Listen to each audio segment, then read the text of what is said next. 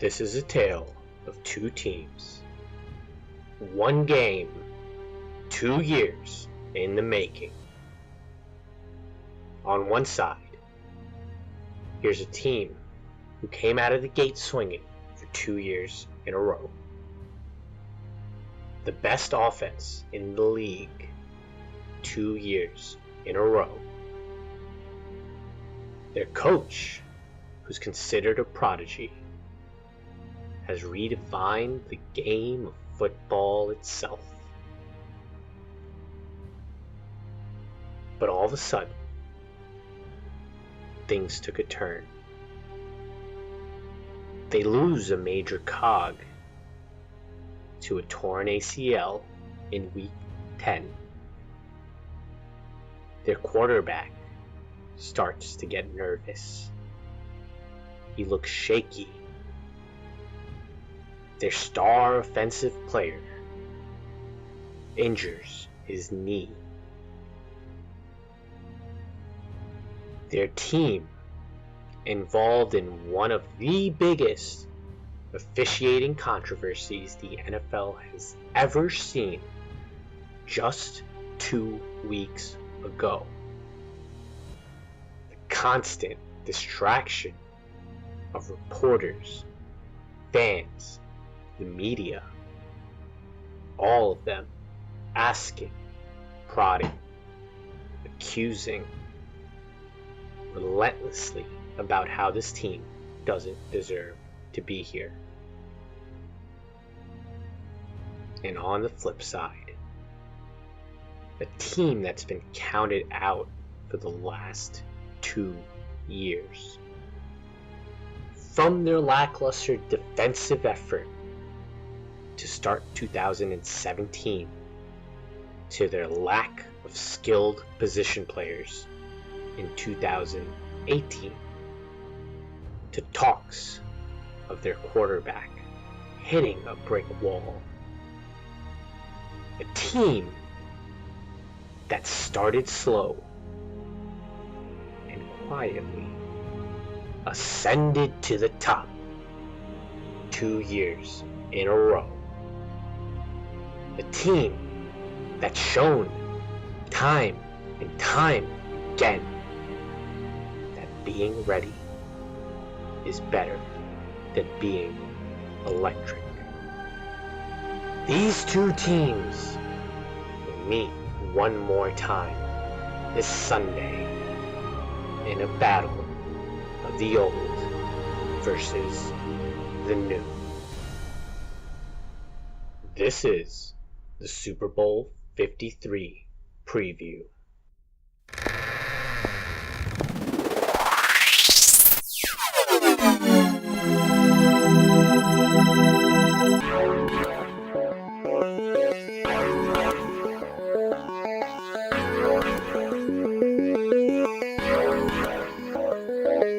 Welcome back into the Draft Room Podcast. My name is Summy, and as always, I'll be your host as we take a deep dive into the matchups of Super Bowl 53. On one side, we have the Rams, with their new school philosophy, Sean McVay, the youngest coach, re-energizing this offense, reinventing the wheel. And on the other side, we have the old school Bill Belichick, running the football, I formation, power run game, smash mouth football. It's really poetic, and I couldn't be more excited for the game. I can't be more excited to dive right in. But before we do that, why don't you guys go ahead and subscribe to our social media. Go ahead and follow us on Twitter and Instagram at DraftRoomPod. Go ahead and follow our YouTube page. That's at DraftRoomPodcast. And go ahead and follow our Facebook page as well. It's facebook.com/DraftRoomPodcast. All right, so let's go ahead and dive right into this Super Bowl 53 matchup here. I want to start off with speaking about the Rams' defensive front, their defense in general, going up against that Patriots offense, and then we'll go ahead and flip the script and talk about New England defense and facing this Jared Goff-led Rams offense. The first thing I kind of want to start off with here is, don't have to tell you guys this, but the Rams' defensive front is extremely dangerous. If it's not Aaron Donald, you have the likes of Ndamukong Suh, Samson Ebukam, Corey Littleton, Dante Fowler on the edge. All of those names, they've made big plays. Dante Fowler was a great addition in Week 9. He definitely contributed big to the team. And Ndamukong Suh stepped it up heavy in the postseason.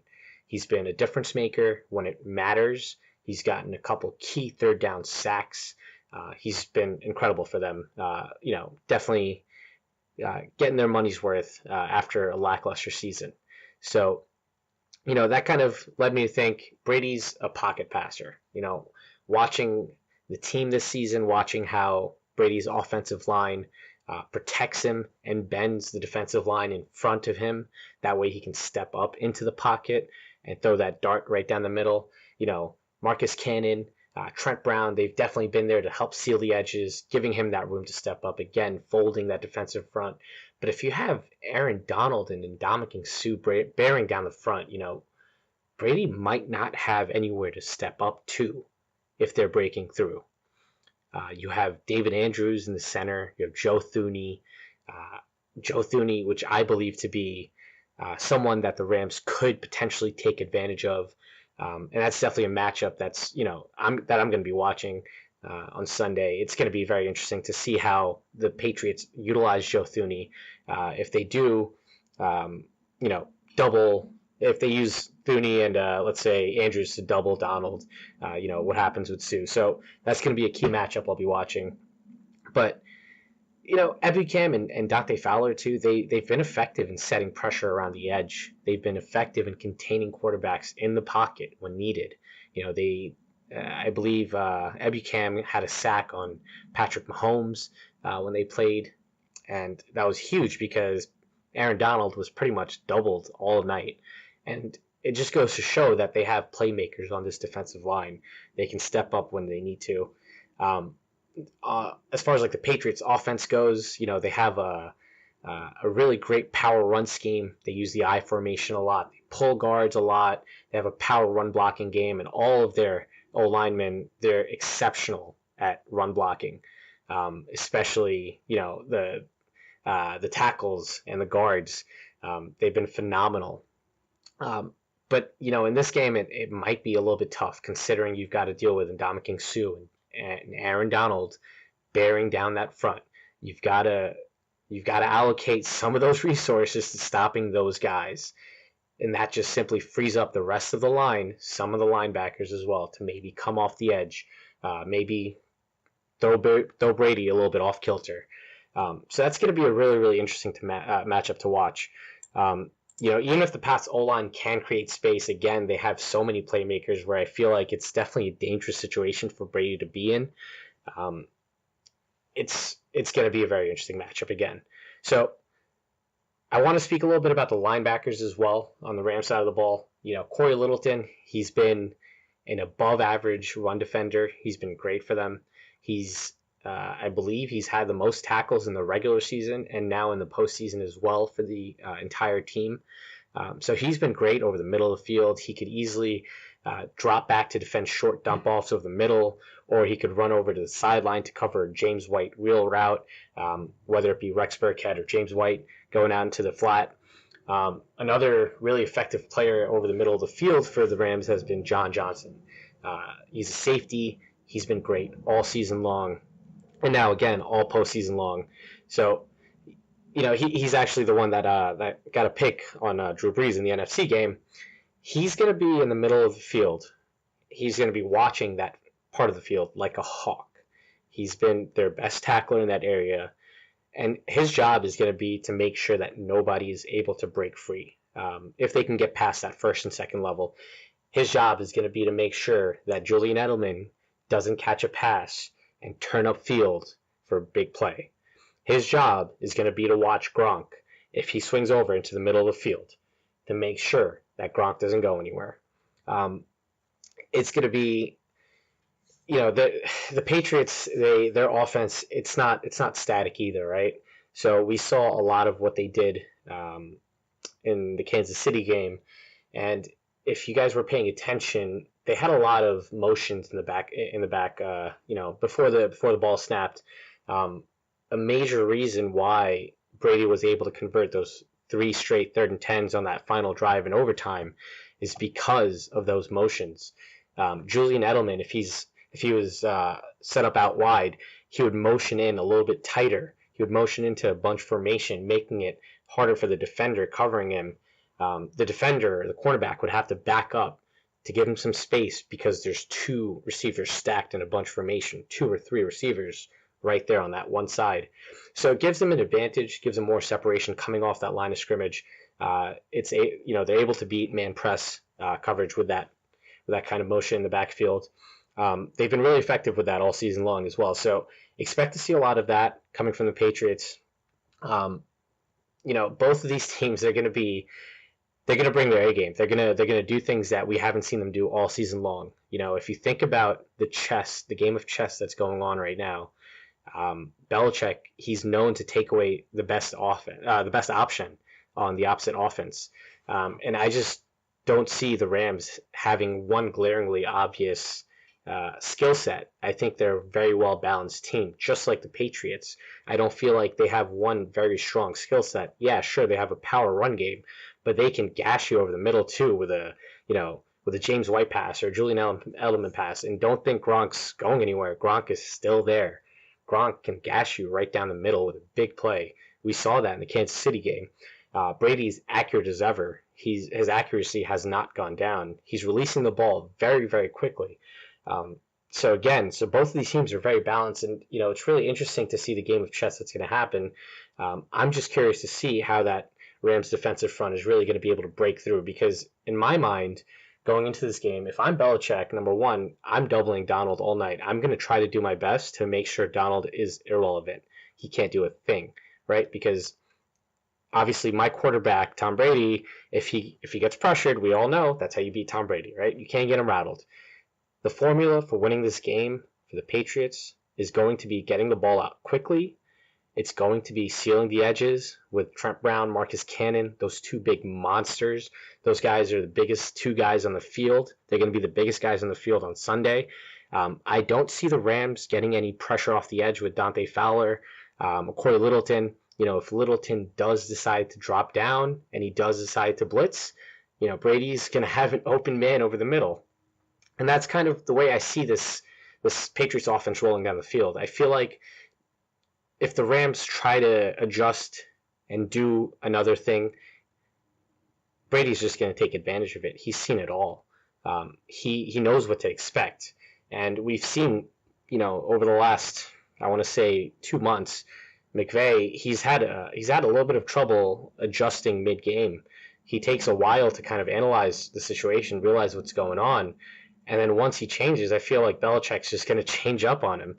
And Belichick's the best in-game adjuster that you've ever seen. It's not going to be difficult for him. They're going to have 15 to 20 to 30 plays called coming into the game, coming out of halftime. They're going to have a set of plays that they're going to be calling. But again, they can adjust on the drop of a hat. So that's going to be very interesting to watch. I feel like Talib, being back, obviously he's made a huge impact. I personally think that if the Rams are going to win, Talib has to have a big game. I think that the biggest mismatch here is going to be Dorsett on the corners.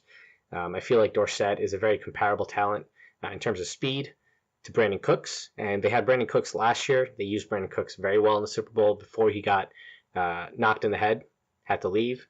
They mismatched on the corners, they mismatched on the outside the numbers, drew him down the field, and hit him for a long bomb. So I feel like Dorsett's going to have a pretty big impact in this game. Edelman's going to be the guy that's catching those short passes over the field, 100%. They're definitely going to be using those motions in the backfield again. And I definitely feel like Gronk's going to have a huge game. This is a storyline that's been developing ever since Super Bowl week started. Gronk came out and said that he's not sure, or he's unsure about his future. He left the door open for his retirement. I definitely feel like that this is his last game. He's not going to come back. I feel like he wouldn't be here if Brady wasn't here. He's only here because Brady's here, because he wants to win another bowl. And there's been a lot of talk. You guys have most definitely heard it as well. But I feel like that's going to be a contributing factor, right? He's done so much for this team. They're definitely going to try to get him involved. He's had a very, very down season, his worst season ever, pretty much. And I think he's going to show up big in this game. Roby Coleman, he's been phenomenal as well as a slot corner. He might try to play press on Edelman, but again, that motion in the backfield is going to create that separation. We saw that a lot in KC's game. McVay's going to be ready for that, though. He's going to have Johnson, Littleton over the middle, ready for Edelman. So I'm curious to see, if Edelman does get that separation, to see if he can rip off any big plays over the middle. I don't think the Rams defense will allow too many. All right, so flipping it around, I want to talk about the Patriots defense and the Rams offense. Losing Cooper Kupp week 10, huge, huge deal. I know Josh Reynolds is there. I know he's comparable talent, but he's really not, right? He can't do the same things athletically that Cooper Kupp can. He's not as quick as Kupp. He's not as good off the line, maybe in like a press man situation. Cooper Kupp is a phenomenal route runner, and Josh Reynolds just isn't there with that. And I feel like their offense definitely took a step back, right? Starting week 8, week 9, right around there, they started to take a little bit of a dive, and they lost Kupp, and then things were all downhill from there. If you guys remember the game, I believe it was week 11 against the Lions, Goff looked scared. He looked like he had no idea what he was doing. He looked like a deer in the headlights. And, to see that and then to see him now in the Super Bowl, I guess what's just concerning to me is if he can look like that, I think the Patriots will do their best to get him to that point. They're going to be able to press jam their receivers at the line of scrimmage. They're going to be able to throw off that timing. Goff's going to drop back. He's going to have a 5-step drop back or a 7-step drop back. He's going to look up. Cooks is not going to be there. Woods is not going to be where he's supposed to be. Reynolds is not going to be where he's supposed to be. And then Goff's going to panic. And Goff isn't the best when it comes down to improvising. He's not the most mobile. He is a pocket passer just like Brady. You rattle him, he gets shaken up very, very easily. That inexperience is definitely going to come out. I definitely do see that. Other than that, the Patriots defense, what can I say? They're huge. They're athletic. You got Hightower. You got a bunch of guys that are just super athletic on that defensive front. They might not have an Aaron Donald, but they do have they can give that O-line a run for its money. We have Stephon Gilmore, J.C. Jackson, two of these guys. J.C. Jackson is going to be a stud in the league. Book it right now. J.C. Jackson is going to be one of the up-and-comers. If you just watch film on him, he's been phenomenal. Stephon Gilmore, he's been in super high-pressure situations, able to handle it well. So I feel like Belichick's going to leave those two guys either in man, or they might have Stephon Gilmore covering Brandon Cooks, just because they have experience covering Brandon Cooks. Brandon Cooks was a part of this team for a full year. We've all heard this narrative over the week. Gilmore and Cooks, they were playing with each other in practice. They know how each other play. Belichick, he's analyzed Cooks' tape inside out. I can guarantee you that. I feel like Cooks is going to be pretty irrelevant in this game. I feel like they're definitely going to take away Cooks. They're going to take away Gurley. I don't think Gurley's going to be as effective as he could be in this game. I don't even know if Gurley's fully healthy, so we're just going to have to kind of wait and see with that. I feel like, Gurley not having that presence on the field is really going to affect that play action passing by Jared Goff. That inside zone run that they're running with C.J. Anderson and as of late, I don't feel like that's going to be as effective. That's a key component of their offense over the last couple of weeks. Belichick's seen that. He's analyzed that. That's going to get taken away. And if that gets taken away, the play action passing definitely takes a dip. And the Rams offense is predicated on that play action passing. So, all in all, I do see the Patriots defense stopping this Rams offense. I don't see the Rams being able to move the ball down the field as easily as the Patriots will be able to. And I think that's what it's going to come down to, right? It's just going to be it's not going to come down to whoever has the ball last. I'm not going to say that this game is going to be that close, but I do feel like there will be a good amount of points put up by both teams. One last thing I did want to talk about here is watching football over the years. I've learned that football is the one sport that it doesn't just get played on the field, it gets played off the field. And I think a major reason for that is there's only one game per week, right? Between those games, you have so much downtime. You're getting ready for your opponent. You're prepping mentally, physically, and you hear things. You're preparing for your opponent, and there's interviews that are going on. Players are getting interviewed. They're saying things, trying to mess with each other's heads. There's a lot of psychological warfare. So football is definitely played off the field as well. I feel like a lot of that's been going on, right? Ever since Nickel Roby-Coleman was not called for a pass interference call, a lot of people think that the Rams just don't deserve to be here. They feel like there's an asterisk on their Super Bowl berth. I don't see it that way, but in the media, if you kind of look at it like this, right? Nickel Roby-Coleman, he was asked about whether he thought his play should have been called as a PI. His quote was, "Oh, hell yeah, that definitely should have been pass interference. I got up and the ref said incomplete. So I was just like, thank you." That's his quote right after the game. And then McVay came out and, McVay said, the one thing I respect about the refs is that they let the guys compete and they let the guys play. Nickel Roby made a nice play. And it kind of contradicted. So what I'm trying to get at here is Nickel Roby, he should have been coached better. He should have known better than not to say things like that. I think off the field coaching matters a lot. If you look at the Patriots and you look at all their pressers and their interviews, not one of them, well, actually one of them, but besides for Patrick Chung and the comments he made at the send-off rally in New England, not a single player has said anything negative or even remotely negative about the Rams. Every time a player was asked about the matchup or the game, they've continued to praise the other team and say, they're a great team, they're phenomenal, they're awesome, they're going to be a challenge. They know that whatever they say is going to be under a microscope. Every single reporter and every single media outlet is going to be breaking down word for word, letter for letter, every single interview that takes place. They knew that heading in, and they didn't want to blow anything out of proportion. Meanwhile, on the other side, you have a team dealing with the drama and the turmoil of a whole fan base accusing them of I guess not cheating, but of being unfair, and they've had to deal with that distraction. Their players have come out and kind of they've been unstructured or unprofessional in their interviews, and it's just giving Brady and the gang bulletin board material. It's plain and simple as that, right? The coaching on the field matters just as much as the coaching off the field.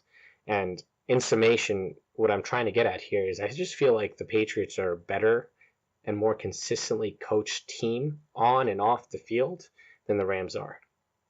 Sean McVay's a great coach. Don't mistake me for saying that Sean McVay's a bad coach or anything like that. I'm just saying that Belichick is a much better coach. And McVay, he'll definitely be back in the Super Bowl. He's got a long career ahead of him. But the final score that I'm predicting for this game is going to be Patriots 38 and the Rams 28. But that's my preview for Super Bowl 53. I'm really excited about this game. Can't wait to watch it. It's probably going to be one of the most exciting games of the season, in my opinion. I'm going to be watching those matchups up front between the defensive lines and the offensive lines. It's just going to be fun to watch. So have fun, you guys watching at home. Definitely hit me up on social media. Again, follow me on Twitter and Instagram at DraftRoomPod. Go ahead and subscribe to my YouTube channel. That's at DraftRoomPodcast. And go ahead and subscribe to our Facebook as well. It's at DraftRoomPodcast. Again, we're going to be doing a lot of giveaways over the offseason. So go ahead and follow us. Stay up to date on our latest episodes. And we'll see you next Tuesday. Stay fresh.